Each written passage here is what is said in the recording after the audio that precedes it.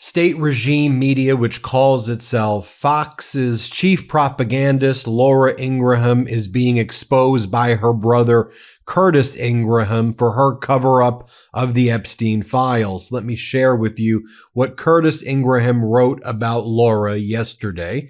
Curtis wrote, "I think your continued support for a president mentioned 39,000 times in the Epstein files qualifies as more pathetic. Based on a review of the massive trove of documents released by the U.S. Justice Department, Donald Trump is mentioned more than 38,000 times across 5,300 files."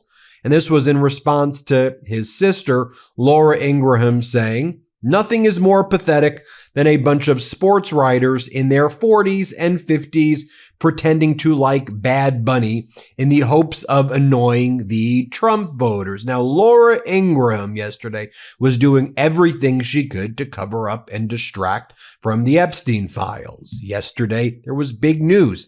Ghislaine Maxwell, one of Donald Trump's close friends, and she was, of course, convicted of child sex trafficking and then moved by Donald Trump from a Tallahassee secure prison facility to a club-fed VIP facility in Camp Bryan, Texas, after she spoke to Donald Trump's former criminal defense attorney, now the number 2 at the Department of Justice, Todd Blanche. So she invoked the Fifth Amendment against self-incrimination and refused to testify yesterday before the House Oversight Committee. And she was given questions like, can you provide any information about whether you and Jeffrey Epstein gave Donald Trump underage girls? Was Donald Trump involved in the sex trafficking enterprise? What do you know about other co-conspirators?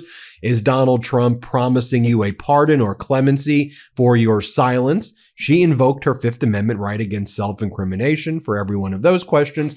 Then her lawyer, David Oscar Marcus, read a statement saying that, well, if Donald Trump gives her clemency, she's happy to come forward and give a statement that would vindicate Donald Trump. I mean, can you get more obvious than that? Then there was additional news that broke yesterday, and this is why Laura Ingraham was trying to cover all of this up and generate a controversy about Bad Bunny and then just rile up that MAGA base that watches state regime media say, what we really need to care about is Bad Bunny's halftime show. That was like the most viewed halftime show in the history of the Super Bowl. That was, frankly, a great, inclusive, incredible performance. But yesterday you had Democrats and some Republicans as well from the House Judiciary Committee go to the Justice Department, and they were finally, after asking over and over again, permitted to look at the Epstein file redactions and have those redactions removed. And they uncovered, under those redactions, Donald Trump is mentioned as Trump's lawyers were speaking with Epstein's lawyers during the relevant time period about how Trump and Epstein would have this relationship, and that Epstein was never actually even a member of Mar-a-Lago. He didn't have to be. He was a constant guest. And so there's really bad information about Donald in these files that contradict his claim that he banned Epstein as a member. That's all BS. There's other co-conspirators who are mentioned in these files. And so Laura Ingraham had to kick it into high gear and say, no, everybody, we need to focus on Bad Bunny's halftime show. And this is so radical that the NFL would allow this to happen. This is her go-to move, right? She's the original person saying, shut up and dribble, right? She's Miss Culture War. And that's what regime media does. Try to distract. And as I've said before, if some of these people were a fraction as angry as they are of Bad Bunny over a child sex trafficking ring, then maybe we can move somewhere as a society. So you have Laura Ingraham bring on Kid Rock. And here's what this was her big guest, saying that this was an affront to MAGA to have Bad Bunny. It's what Laura Ingraham and Kid Rock were saying. Play this clip. Sure, you're like, wow, they're going to double down. And to me, it was kind of just like another middle finger to conservatives, to the MAGA, crowd, to my base, everything. More from Laura Ingraham right here, saying, so we went from Paul McCartney and Prince to this guy mumbling to Bad Bunny mumbling. Here, play this clip. We somehow went from Paul McCartney and Michael Jackson and Prince, supremely talented superstars, to a guy who kind of toots his way through songs, mumbling about meaningless nonsense. And then she calls Bad Bunny an anti-American radical. Play the clip. But if you want to blame anyone for this, again, don't blame Bad Bunny. He is who he is. Someone most people watching had never heard of before he was booked to do the Super Bowl. He's just another entertainer who got very rich off the American consumer, but then turns around and trashes the country when he doesn't like the president. He's an anti-American radical who canceled his U.S. shows because he's supposedly afraid of ICE. What a phony. Unless, that is, he's worried that his concerts attract violent illegal alien gangbangers or rapists. All right. Well, now let's hear more from Laura Ingraham's brother, Curtis Ingraham. So we had the opportunity to interview him. You may remember this, the very early days of the MeidasTouch network. And we've kept this interview in our database for moments just like this. Here's what Laura Ingraham's brother Curtis says about their father's Nazi proclivities and about how Laura Ingraham became this hateful, spiteful, horrific propagandist and how she veered away from him and became this terrible human being. This is what Curtis Ingraham had to tell me. This was in the early days of the MeidasTouch podcast. Here, play this clip. I think the pathology comes from familial soil, and I've used that term in the past. So my father was a Nazi sympathizer. There was a copy of Mein Kampf on the living room bookshelf. He was abusive. He was an alcoholic. So we're in a family of anger, abuse. And I think that is what has happened to my sister. People say, well, how did you turn out so different? So in my life, I found love, and my sister has not found love. And so she's gone on this path where she's being honored and rewarded for the type of things that we learned in our childhood. She's getting credit for that anger and that destruction.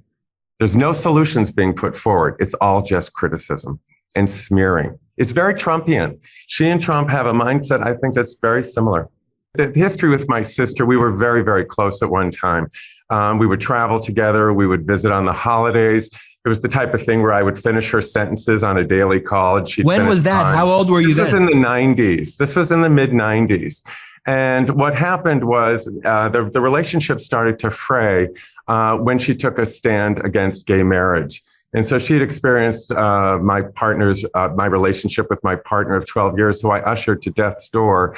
And so when gay marriage came up, she took a stance of, no, we're just going to have to agree to disagree on this. And so I kind of pulled back a little bit from her.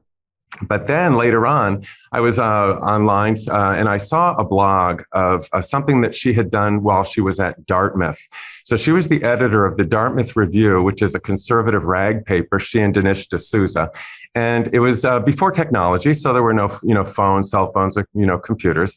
But she sent her reporters in undercover, and they took the names of the people that were in that Gay Alliance meeting, and they published them in the paper. And in this blog that I read, it said that one kid actually committed suicide. Now, I can't verify that, but when I saw that, I sent her an email and I said, Laura, is this true? And she wrote back, it was legal language. I do not respond to blah, blah, blah. And so in my heart, I knew she's guilty. And so that's when I really pulled away. And it was, of course, when she went full-blown Trump, in 2016, that I could not stay quiet any longer. And I'm just kind of calling out hypocrisy as I see it, her statements, her meanness, the way she's smearing people. I mean, you look, it all started with LeBron James, taking the knee and her saying to him, just shut up and dribble. I mean, I don't understand that type of person that attacks like this. And my sister, what I've learned is she is one who doesn't listen to understand. Hers is she listens to attack, and you can see it in her face. You can see it when she's talking to people on her show. There is no debate. There is no constructive debate. She has no expertise. This is what I'm saying. But people listen to her and they think, oh my God, she is the pillar of truth. She knows her facts. She does not. She is spinning. So she's a spin artist. And so these people, it's easy to buy into her spin because anger is easier than, constructive solutions. I cannot stay quiet. And there is, we have history in common, and I know things, about her, it's just, I have to reveal the hypocrisy that's going on, the immigration stance. She's got 3 immigrant children that she adopted. So how is that allowed? The vaccination, anti-messaging around vaccines. She's been vaccinated. You know they have. Murdoch got early access to the vaccinations. All his star assets were vaccinated. And yet they're spinning a counter tale, which I find is very destructive. And it's disinformation. And it's a spin that people are following. And those tropes that she throws out, the elites, the fake news, the biomedical state, socialism. And these people tap into those because she's so clever at spinning it. Do you think she, kind of knows she is creating this fiction? Like, do you think she goes and it's like, oh, how could I got a good one here. We call it biomedical, and then she's like, God, I'm like, do you think it's that, planned out? I do. She has a conscience. And unfortunately, that conscience is getting dimmer and dimmer as she goes further in her career. But the type of behavior to continue to do what you know is wrong and inherently a lie, I think, isn't that the definition of sociopath? So this is an important news story that's not getting nearly enough attention, so let me interrupt for just 1 minute. Donald Trump's war on clean energy has already canceled or delayed enough electricity to power more than 13 million homes. I want you to think about that. And this is, of course, at a time when electricity bills are skyrocketing for families across the country. Here's the data. Under Trump's watch, 335 clean energy projects have been canceled, delayed, or stripped of funding. These are wind and solar projects that experts agree are the cheapest and fastest way to add power to the grid and lower costs. Instead, Trump is deliberately blocking them, slowing federal approvals, and piling on red tape while making it easier and cheaper for oil, gas, and coal companies to operate. I mean, the Trump administration literally just announced a new mascot to promote coal that they're calling Coley. You can't make this stuff up. The New York Times reports that dozens of large wind and solar projects are now effectively dead because of this permitting blockade. One major wind farm in Wyoming that could have powered hundreds of thousands of homes was scrapped entirely after federal reviews were stalled for months. And what's especially telling, more than half of the canceled projects are in Republican-held districts, including red states like Nevada, which gets about a third of its electricity from solar. Even MAGA voters support expanding solar power, but Trump and Republicans are prioritizing big oil donors instead. And the result is less power, higher bills, and more pollution, and it's all by design. There is no justification for this, and it's setting the United States way back. And now this is important right here. I want to hear what you think. Drop your thoughts in the comments. Tell me what your electricity bills look like these days. Let me know your thoughts on these climate segments. I would love to hear from you, and it's so important that we continue to make noise about this. Okay, Ben, back to you. And you see this on full display. There was more from that interview between Laura Ingraham and Kid Rock, where she's like, well, what'd you think about Bad Bunny? And Kid Rock calls Bad Bunny, poor kid, as though like in their own right-wing echo chamber, the halftime show was like a disaster. Like, they've convinced their viewers that the halftime show was bad and nobody liked it, when it was beloved.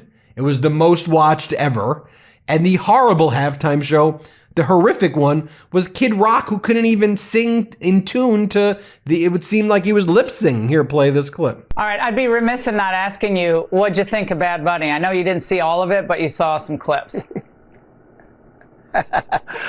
Like most people, I didn't understand any of it. I mean, I saw there's a lot of dancers and a lot of big to-do stuff. And, he said he wanted to have a dance party. It looked like he had one. Not my cup of tea, but I don't fault that kid for, doing the Super Bowl, getting in front of a global audience. I fault the NFL for putting him in that position, and Turning Point for having to come out and have an alternative for people to watch. It's just poor kid. Poor rich kid. Poor rich kid. Very, very diplomatic. I think he's Bobby. doing all right. Yeah, I think he's doing pretty well. So then, of course, Kid Rock had to address the big question on people's mind. Were you lip singing? And this was a big controversy that Laura Ingraham was focused on. On the same day that we learn more about the Trump regime's cover-up of the biggest child sex trafficking ring in human history, Laura Ingraham is focusing on the big issues. Like, Kid Rock, were you lip singing? That's what the American people want to know. Play this clip. I wrote a book called Shut Up and Sing about 20 years ago. It was pretty prescient. I just love music. This is one place I don't really need politics, okay? I love great music. So, Bobby, there are a lot of questions about what happened during your first song on stage. People were talking about it. It seemed to be a little bit out of whack. What was going on there? Yeah, so it was out of sync. And actually, just to have some fun with the haters, I can't answer all the trolls, but it's going to be some fun. My DJ, who actually raps that song with me, he was not lit up. He's coming to Nashville tonight, flying in, and we're going to do that live in my living room, and I'm going to post it tomorrow to show people exactly how this works. And by the way, you know, Laura Ingraham has spawned all these other hateful regime propagandists, right? Who are all doing a version of her shtick because they see she makes a lot of money from state regime media. You have Jesse Waters say that Latin America is invading this country. It's what they were talking about all day yesterday. Again, with everything that's in the news about the Epstein files, with all of the horrors being uncovered, okay, with the Ghislaine Depot, where she invoked the fifth, right, with the DOJ redactions being, this is what they're talking about. These are pathetic people. Play this clip. I like the Super Bowl not to be an international event. I like it when we kind of all come together as Americans, especially when it feels like the NFL is just using it as a marketing ploy to recruit Latin American audience on the heels of Latin America invading this country. 20 million pouring in, and that's what you see. You see all these foreigners speaking a foreign language with foreign flags marching into the camera like a caravan. Too soon.